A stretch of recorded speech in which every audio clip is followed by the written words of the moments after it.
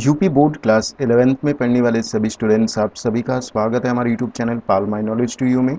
अगर आपने चैनल को अभी तक सब्सक्राइब भी नहीं किया हो तो ज़रूर करें, साथ ही नए वीडियोज़ के नोटिफिकेशंस सबसे पहले पाने के लिए क्लिक द बेल आइकन। सो इस वीडियो में आप देख रहे हैं हिंदी संस्कृत खंड संस्कृत दिग्दर्शिका का छठा पाठ, लोभस्य पापस्य लोभः पापस्य कारणम, अर्थात लोभ पाप का कारण है। तो चलिए, ये पार्ट बहुत इंपॉर्टेंट है, वीडियो को आप एंड तक ज़रूर देखें। मैं आपको एक एक शब्द का अर्थ बताता हुआ चलूँगा जिससे कि आप बेहतर समझ सकें। पहले पैराग्राफ से स्टार्ट करते हैं। एको वृद्ध व्याघ्रः स्नातः कुशहस्तः सरस्तीरे ब्रुते भू भू पान्थाः इदम सुवर्ण कंकणम गुह्यताम। एकः अर्थात एक। देखिए, एको इसका मतलब होता है एकः। एकः अर्थात एक। वृद्ध व्याघ्रः, वृद्ध अर्थात बूढ़ा और व्याघ्रः अर्थात बाघ। स्नातः अर्थात स्नान करके। कुशहस्तः अर्थात कुश। हस्तः अर्थात हाथ में लेकर।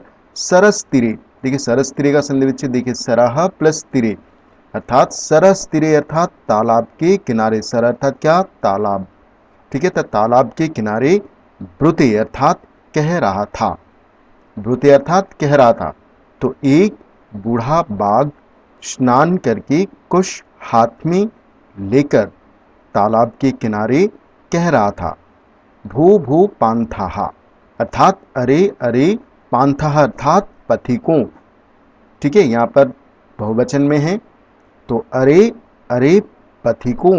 इदम सुवर्ण अर्थात, इदम अर्थात यह, सुवर्ण अर्थात सोने का, और कंकणम अर्थात कंगन, गृह्यताम अर्थात लो, ग्रहण करो या लो।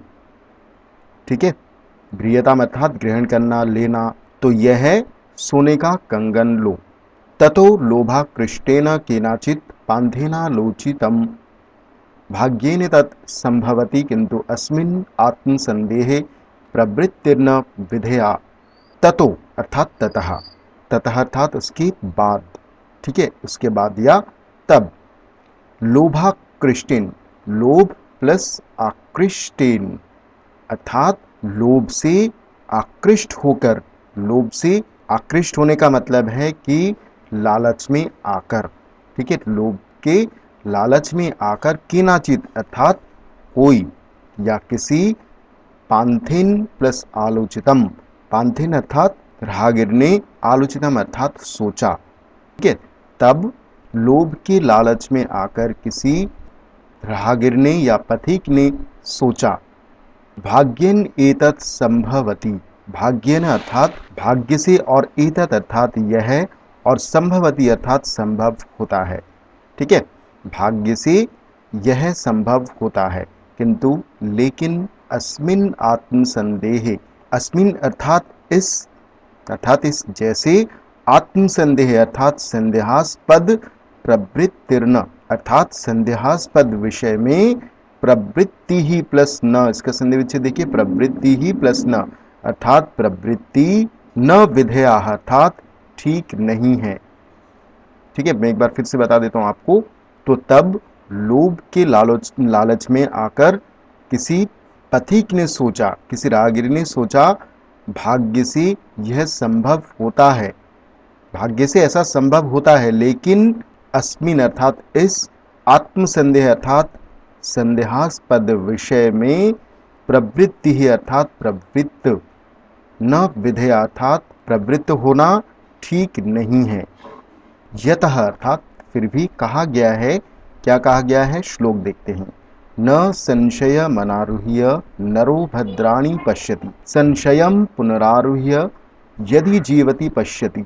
देखिए, न अर्थात नहीं होता है, और संशयम अनारुह्य, इसका संधि विच्छेद देखिए, संशयम यहाँ पर हलंत आएगा, प्लस अनारुह्य। ठीक है, संशयम प्लस अनारुह्य। संशयम, संशय अर्थात क्या होता है? संदेह, और अनारूही अर्थात आरूही अर्थात चढ़ना, और अनारूही अर्थात चढ़े बिना, बिना चढ़े। तो संदेह पर, बिना चढ़े या चढ़े बिना, या संदेह किए बिना भी कह सकते हैं। नरो अर्थात नरह अर्थात मनुष्य, भद्राणी अर्थात कल्याण होता है, भद्राणी अर्थात कल्याण या हित, पश्यति अर्थात देखना या प्राप्त करना, संशयम अर्थात संदेह, और पुनरारूह्य, इसका संधि विच्छेद देखिए, पुनः प्लस आरूह्य, पुनः प्लस आरूह्य, ठीक है, पुनः प्लस आरूह्य, पुनः अर्थात फिर से, और आरूह्य अर्थात चढ़कर, यदि अर्थात अगर, और जीवति अर्थात जीता है या जीवित बच जाता है, और पश्यति अर्थात देखता है या फिर प्राप्त करता है।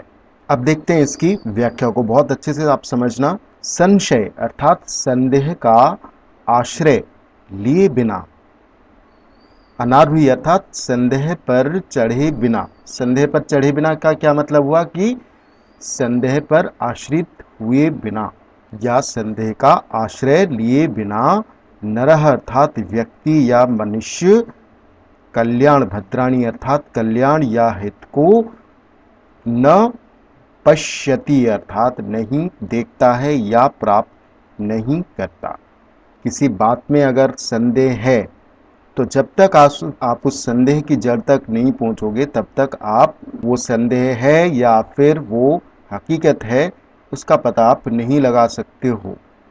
ठीक है, तो इसलिए इस बात को कहा गया है कि संशय या संदेह का आश्रय लिए बिना मनुष्य कल्याण को प्राप्त नहीं करता। ठीक है, कल्याण को प्राप्त नहीं होता।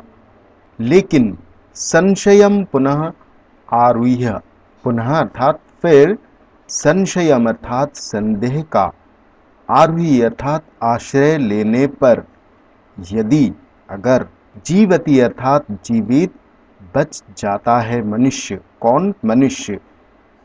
फिर अगर मनुष्य संशय का, संदेह का आश्रय लेकर मनुष्य अगर जीवित बच जाता है तो पश्यति अर्थात देखता है या प्राप्त करता है। क्या प्राप्त करता है? भलाई को, या भलाई देखता है या फिर अच्छे परिणाम को ही प्राप्त करता है। तो ये थी व्याख्या, होप आपको समझ में आया होगा। चलिए आगे देखते हैं तीसरे पैराग्राफ को। सह आह, सह अर्थात उसने या वह, वह अर्थात किसने, आह अर्थात बोला। किसने बोला? पथिक बोला, वह बोला या पथिक बोला। जब उसने कहा कि यह सोने का कंगन लो, उस बाघ ने कहा, तो उस मनुष्य ने यह सोचा, फिर उसने कहा। किसने कहा? उस पथिक ने कहा, कुत्र तव कंकणम, तव अर्थात तुम्हारा, कुत्र अर्थात कहाँ, और कंकणम अर्थात कंगन। तो तुम्हारा कंगन कहाँ है? कहाँ है तुम्हारा कंगन? व्याघ्रो हस्तम प्रसार्य दर्शयति, व्याघ्र अर्थात बाघ, हस्तम प्रसार्य, हस्तम अर्थात हाथ, प्रसार्य अर्थात फैलाकर, दर्शयति अर्थात दिखाता है। तो उस बाघ ने हाथ फैलाकर दिखाया। पांथो अवदत, पांथ अर्थात पथिक ने, अवदत अर्थात कहा, पथिक ने कहा। क्या कहा? कथम मारात्मके त्वयि विश्वासः, कथम अर्थात कैसे या किस प्रकार, मारात्मके अर्थात जीवघाती या हिंसक पर, त्वयि अर्थात तुझ, और विश्वास अर्थात विश्वास करूं। ठीक है, तो उसने ये कहा, उस पथिक ने कहा, क्या कहा कि त्वयि अर्थात तुझ, जीवघाती या हिंसक पर, कथम अर्थात कैसे, विश्वास करूं। व्याघ्रः उवाच, तब उस बाघ ने कहा, शृणु रे पांथ अर्थात सुन रे पथिक, प्रागैव यौवन दशाया अहम तीव दुर्वृत्त आसम। प्रागेव अर्थात पहले ही, इसका संधि विच्छेद देखिए, प्राक प्लस एव, प्राक प्लस एव, प्राक अर्थात पहले और एव अर्थात ही। तो पहले ही यौवन दशाया अर्थात युवावस्था में, और अहम, देखिए इसका संधि विच्छेद देखिए, यौवन दशाया प्लस अहम, यहां पर हलंत आ जाएगा, प्लस अतीव, प्लस अतीव। ठीक है, समझ में आपको? यौवन दशाया यहां तक फिर प्लस अहम प्लस अतीव। तो यौवन दशाया अर्थात युवावस्था में, अहम अर्थात मैं, अतीव अर्थात अत्यंत या बड़ा, दुर्वृत्त आसम, दुर्वृत्त अर्थात दुराचारी, आसम अर्थात था। तो पहले ही युवावस्था में मैं अति दुराचारी था। अनेक गोमानुषाणाम दधान में पुत्रामृताः दाराश्च वंशहीनश्चाहम्। देखिए, अनेक गो मानुषाणाम, अनेक अर्थात अनेक, गो अर्थात गाय, और मानुषाणाम अर्थात मनुष्यों को, बधान, बधात प्लस में, इसका संधि विच्छेद क्या है? बधात प्लस में, बधात अर्थात मारने से, में पुत्रा अर्थात मेरे पुत्र, च अर्थात और, दाराह अर्थात पत्नी, मेरे पुत्र और मेरी स्त्री या मेरी पत्नी मर गए। और मैं, च अर्थात और, अहम अर्थात मैं, और मैं वंशहीनम अर्थात वंशहीन हो गया। ठीक है। ततः तब, केनाचिद अर्थात किसी, धार्मिकेण अहमादिष्टः अर्थात तब, केनाचित अर्थात किसी, धार्मिकेण अर्थात धर्मात्मा ने, अहम आदिष्ट अर्थात मुझे आदिष्ट किया अर्थात उपदेश दिया। दान धर्मादिकम चरतु भवान, भवान अर्थात आप, दान धर्मादिकम अर्थात दान और धर्म आदि का, चरतु अर्थात आचरण कीजिए, अर्थात आप कुछ दान धर्म आदि कीजिए। तदुपदेशादिदानी अहम स्नानशीलो दाता वृद्धो गलित नखदंतो न कथम विश्वास भूमि। तदुपदेशादि, तत् अर्थात उस, उपदेशात, इसका संधि विच्छेद देखिए, तत् प्लस उपदेशात प्लस इदानीम प्लस अहम। ठीक है ना, यहां पर अहम।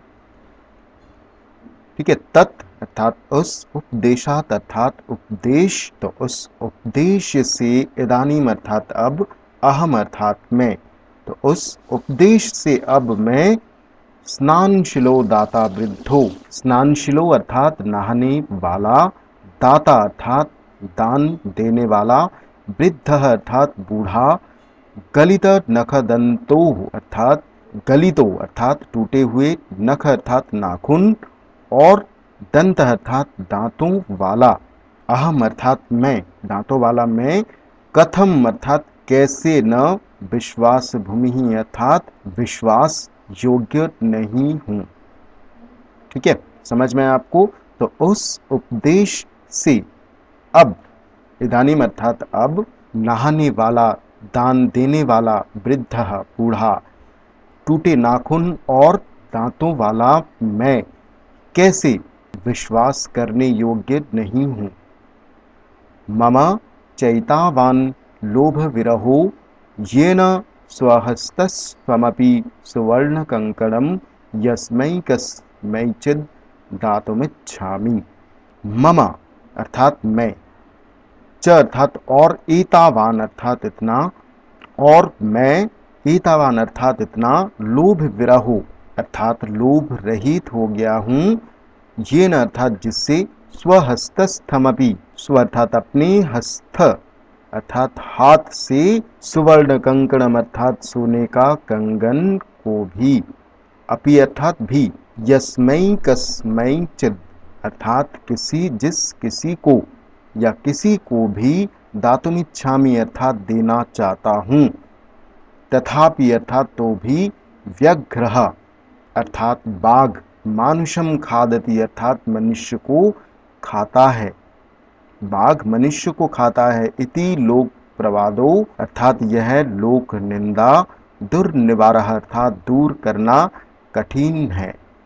ये जो लोक प्रवाद है कि बाघ मनुष्य को खाता है, ये जो लोक निंदा है, इसे दूर करना अत्यधिक कठिन है।